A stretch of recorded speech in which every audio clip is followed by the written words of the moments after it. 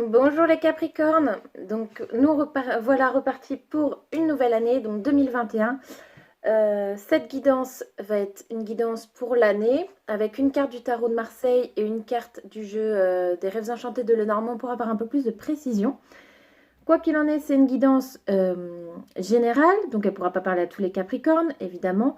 Donc prenez les messages qui résonnent pour vous, et surtout n'oubliez pas que euh, c'est une guidance pour l'année, donc il est fort probable qu'il y ait des messages qui ne vous parlent pas maintenant. Donc n'hésitez pas à revenir sur la vidéo d'ici quelques mois pour voir où vous en êtes par rapport à ce tirage. Voilà, je voulais aussi m'excuser pour 2020 où les guidances ont été en dents de scie. J'avais besoin de temps pour moi, donc c'est ce que j'ai fait. Et là, c'est reparti pour vous faire des guidances mensuelles et celle-ci pour l'année. Donc, on est parti pour vous. On démarre l'année sur les chapeaux de roue, puisque vous avez eu la justice. La justice, comme je l'ai dit, donc c'est une guidance générale, donc je vais exprimer tout ce qu'elle peut, tout ce qu'elle peut, tout ce qu'elle peut dire, et vous prendrez ce qui résonne pour vous. La justice, elle parle de remettre de l'équilibre dans votre vie, de remettre quelque chose au point, remettre les pendules à l'heure.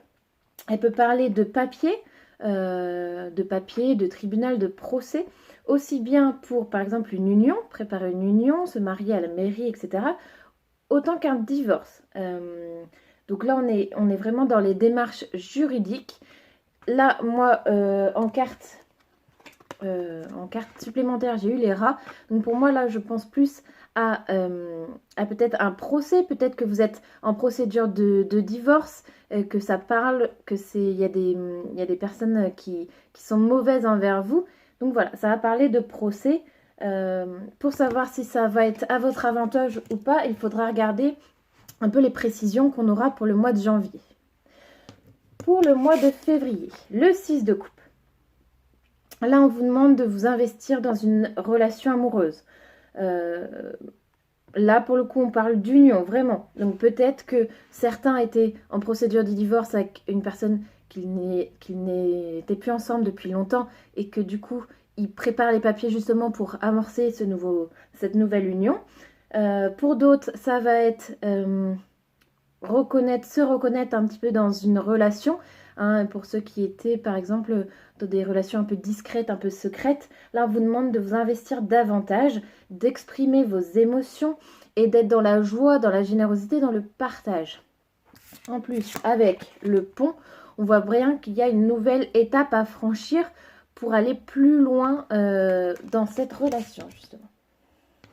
Pour le mois de mars, 9 d'épée. 9 d'épée, donc là, on tombe sur une lame négative, donc il se peut qu'il y ait des épreuves, des difficultés. Pour certains, ça peut parler de deuil ou de procès perdu. On peut être aussi dans tout ce qui va être coup bas.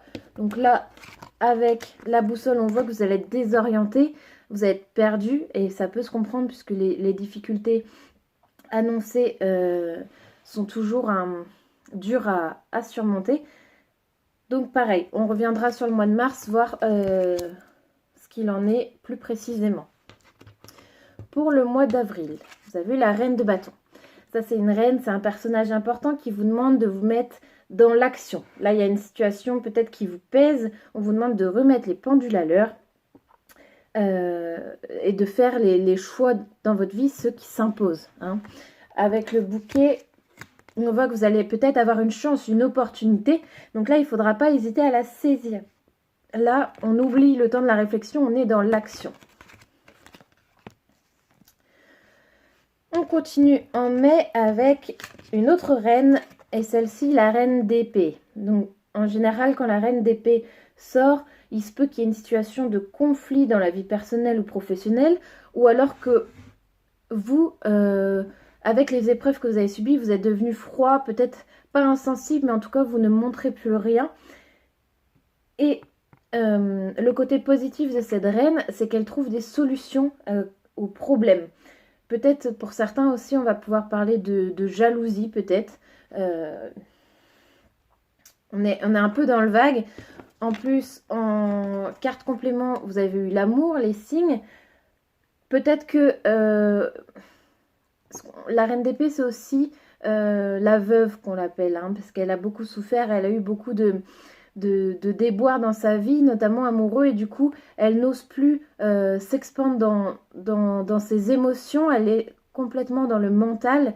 Peut-être que là, pour certains, ça va parler d'une nouvelle relation qui arrive, et justement que ce n'est plus le moment d'être froid, mais peut-être que c'est le moment de renouer avec vos émotions, vos sentiments. En juin, 2 arcanes majeures, dont moi important, le diable et la force.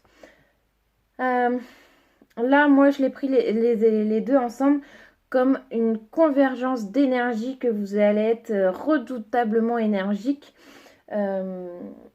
Attention à la diriger bien positivement pour vous et non pas contre les autres, sinon ça se retournerait contre vous. Mais on peut parler justement là, avec ces arcanes majeures, de nouveaux départs, de nouveaux projets. Ça peut également parler de réussite professionnelle, de rentrée d'argent, etc. En plus, en carte complément, vous avez eu le bateau, donc un voyage, un déménagement, peut-être pour une mutation professionnelle également. Voilà, c'est quelque chose qui va être entrepris pour du long terme, de ce que je ressens. Pour le mois de juillet, le 5 de bâton. 5 de bâton, on continue dans une énergie positive. On vous demande de vous donner les moyens de vous réaliser et de vous mettre tout de suite au travail. N'attendez pas que cette énergie passe. Prenez justement le... Comment ça s'appelle le... Mince, il y a une expression là. Attraper le... J'ai plus l'expression, mais c'est un peu comme dans un manège où il faut attraper le pompon. Là, ne le laissez pas passer. En plus, avec la carte du hasard des dés, il se peut que vous ayez une nouvelle opportunité ou de la chance qui arrive vers vous. Et il va falloir saisir cette chance ou la provoquer. Hein. Pour le mois de août, le 3 de coupe. 3 de coupe, là on est dans une énergie positive, des excellentes relations, qu'elles soient amoureuses ou amicales, des regroupements, des fêtes, une stabilité affective. Là vous reprenez confiance en vous. Et vous êtes dans la joie, dans le bonheur, dans le partage avec les gens que vous aimez. Avec la carte de la tour, là ce n'est pas une tour qui se détruit, on parle vraiment de la tour dans le sens de l'élévation. Donc là vous allez être dans un bon mood et ça va être un mois assez chouette pour vous là. Ensuite, en septembre, la papesse et le cavalier de denier. Alors, là on vous demande de ne pas vous précipiter avant d'entreprendre quelque chose, de bien observer, de bien réfléchir. Et là, on va parler plutôt dans le sens des finances. Donc, attention avant d'investir peut-être dans une maison, dans une entreprise. Prenez le temps de la réflexion. C'est aussi le moment, pour ceux à qui ça parlera, de demander une promotion, de vous battre pour une promotion, pour une augmentation. Mais dans tous les cas, il y a une certaine méfiance, un certain recul à avoir. Là, avec la carte complément de la Vierge, ça peut parler de tristesse et de déboire, mais pour moi, là, je le prends comme... là, il va falloir aller vous battre justement pour ne pas subir ce fouet. Je ne sais pas si vous comprenez un peu l'image. Le fouet, il claque pour vous ou contre vous. Donc là, il vaut mieux que ce soit vous. Vous mettez les choses au clair, vous y allez, et avec le temps de réflexion que vous aurez pris, après, voilà, ça sera tranché pour vous. Pour moi, là, c'est vous qui le tenez entre les mains, là. Pour le mois d'octobre, 8 de bâton et reine de coupe. Là, moi, je l'ai pris comme